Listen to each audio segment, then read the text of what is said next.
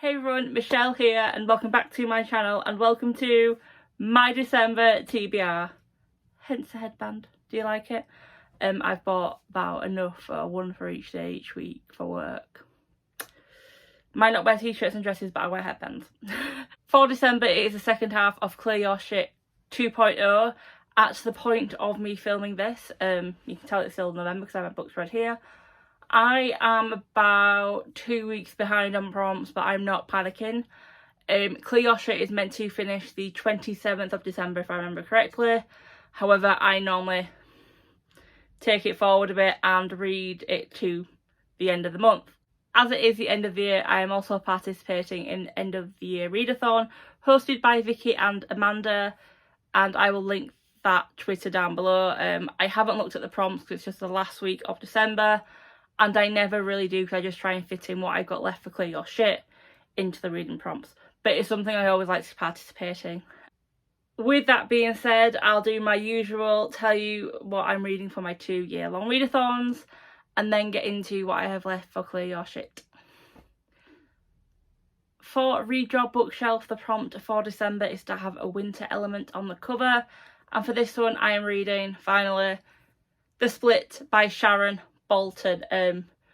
As you can tell by the cover, it's like an ice sheet with a crack, hence a split. She's got nowhere left to hide. A year ago, Felicity Lloyd fled England to a remote island, escaping her past and the man she once loved. Can she keep running her whole life? And now he's coming for her. Freddie Lloyd has served time for murder and now wants her back. Wherever she is, he won't stop until he finds her. Will he be able to track her to the ends of the earth? Together, they'll find themselves trapped and in danger. Who will survive? And for Buzzword for December, it is a title with a day, month or season on the cover.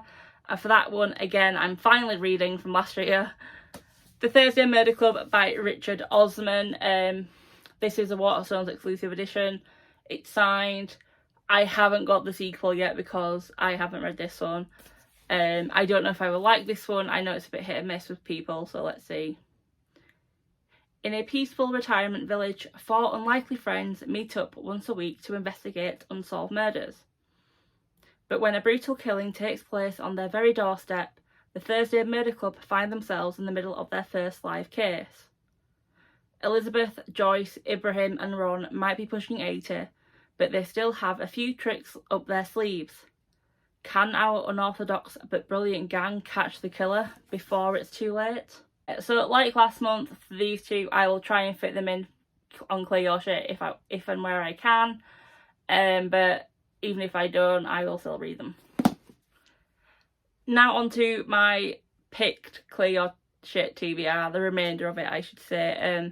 Like last month, my nephew has picked a few of these and you will know he's picked them because it will say MP on the sticky note. Like I said, I am filming this a couple of days before the end of the month. I haven't got round to reading everything. I'm currently a quarter of the way through one book and I'll probably have enough time to read a second, but not the 3 that are remaining. So the book I will be carrying over is The Lamplighters by Emma Stonex, and there is an MP for my nephew. So yes, this is a tale inspired by 3 men in the 1900s who worked at a lighthouse and went missing one night and no one knows what happened to them. It's actually a true story, and this is to do with their wives and significant partner, I want to say. Yeah, well, the women they left behind, how they should be united, but they're actually being pulled apart and trying to figure out what happened all them many nights ago, I should say. For the prompt, a book with an animal, my nephew picked for me Redemptor by Jordan Ifweko. This is the sequel to Raybearer. I read that last year, I should say. Because it's a sequel, I am not going to read you the blurb in case it spoils anything for Raybearer. It's been so long since I read this synopsis for this book. I can't remember what's in it, so I'm not going to risk it. For prompt number 11, which is a mystery prompt, it is to do with a category of what you're good at. that's a really bad explanation. I'll link the Twitter down below. Basically, you've got a character card and the things in pink are what you added. And for my first one, the prompt is to read the most recently purchased book, because my issue is that I think it's that I don't read many books, or I do read a lot of the books that I own, something like that. I'll put the problem here. I could have gone for an easy pick. Well, there were 2 easy picks technically, but I haven't gone for my most recently purchased. I've gone for the one that I most recently received. So, narrator, I'm not bothered if that's not how you want to do. But technically I did buy it this month, and basically it's because every other book I have is pre-orders, and technically this one's a pre-order, so I just closed my eyes and picked up, and then I realised it was this one, so yeah. And for that one I have gone for All of Us Villains by Amanda Foody and Christine Lynn Herman. This is the Goldsboro edition. How pretty is that one? This I should say. I haven't the foggiest what it's about. Let's read it. After the publication of a salacious tell-all book, the remote city of Ilvernath is thrust into the spotlight. Tourists, protesters and reporters alike flock to its spell shops and historic ruins to witness an ancient curse unfold. Every generation, 7 families name a champion to compete in a tournament to the death. The prize is their family's exclusive control over the city's high magic supply, the most powerful resource in the world. In the past, the villainous Lows have won nearly every tournament, and their champion is prepared to continue his family's reign. But this year, thanks to their newfound notoriety, each of the champions has a means to win, or better yet, a chance to rewrite their story. But this is a story that must be penned in blood. For prompt number 13, which is to read a fantasy book, I have gone for Lady Smoke by Laura Sebastian. As this is a sequel to The Ash Princess, I cannot read you synopsis. However, this is a series that I want to finish this year. Not going to happen. But I take it on the chin. Prompt number 14 is to read a book with a purple cover, and for this one my nephew picked The Winter Garden by Alexandra Bell. This is thicker than I thought. Welcome to the Winter Garden. Open only at 13 o'clock.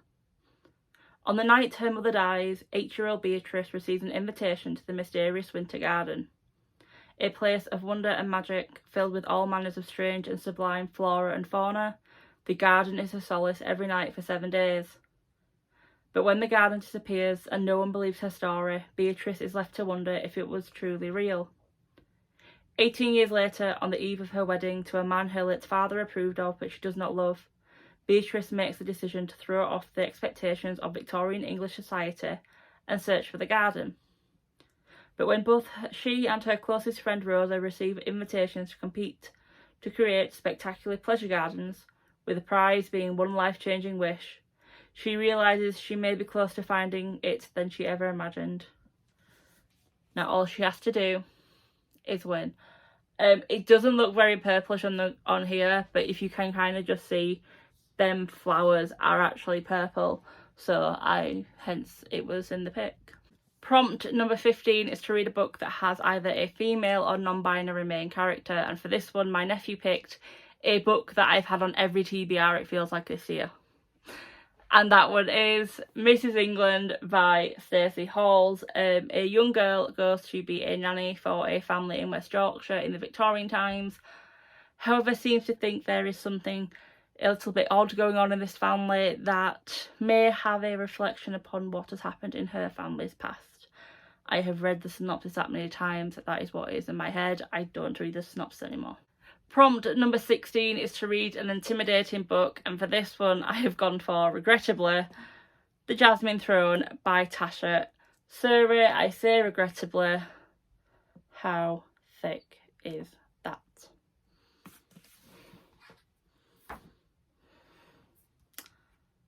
One is a vengeful princess seeking to depose her brother from his throne. The other is a priestess searching for her family. Together they will change the fate of an empire. Imprisoned by her dictator brother, Malini spent her days in isolation in the Hirana, an ancient temple that was once a source of powerful magic, but is now little more than a decaying ruin. Priya is a maidservant, one of several who make the treacherous journey to the top of the Hirana every night to attend Milani's chambers. She is happy to be an anonymous drudge as long as it keeps anyone from guessing the dangerous secret she hides. But when Melina accidentally bears witness to Priya's true nature, their destinies become irrevocably tangled. Prompt 17 is a mystery prompt, so I don't know what that is until the week it's meant to be read. And prompt 18 is a free space.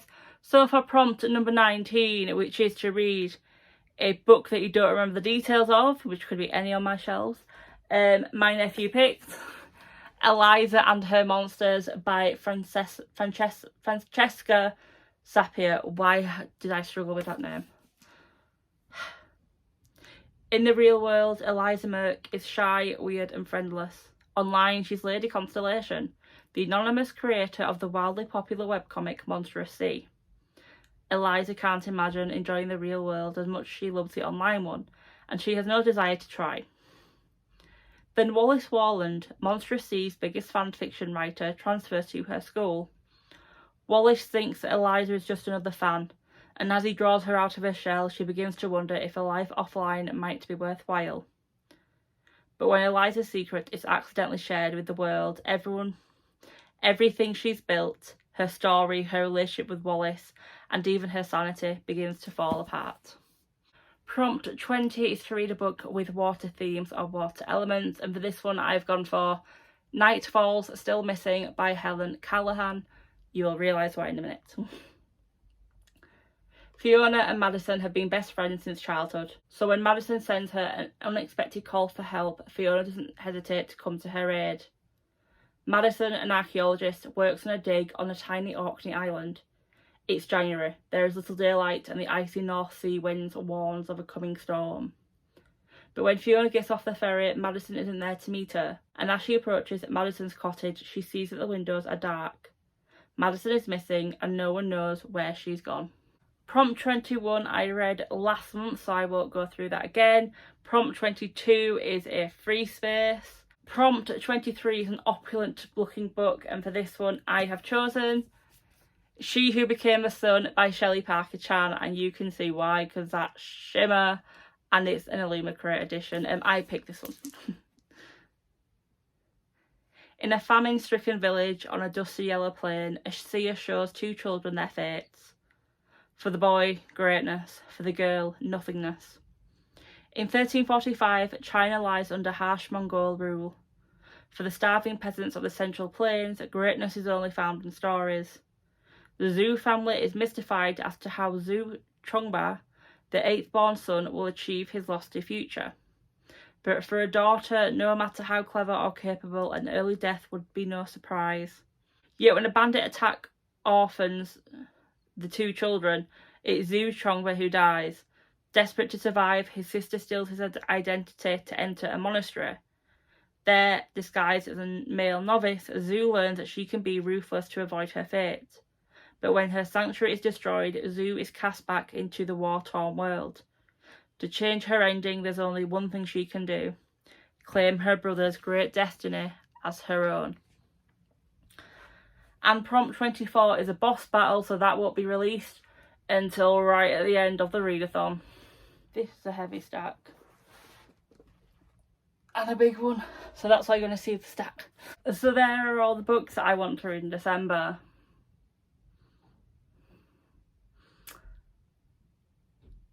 Little bit of a big ask, if you ask me. No, let's see how I get on. Hopefully work won't be as tiring and I can just get on with reading. Not going to happen. But if you have read any of the books on my TBR, please let me know your thoughts. I always want to know what people think of books. If you're participating in Clear Your Shit, please let me know how you're getting on, because I feel like I'm failing at the moment. Even though I don't need to put pressure on myself, I still feel like I'm failing. If you like this video, please leave a like. If you are new to my channel, hi, my name is Michelle. I read a variety of genres, as you've just seen. I don't call what I do review, I just blurt out information about books and hope it sticks. No, I have two modes. I either spoil the book completely, or I'm so vague that you wonder if I've actually read the book. If you have liked the video, please leave a like. If you are new to my channel and you want to subscribe, please do so. If you don't want to, no pressure, I understand. But until next time, bye!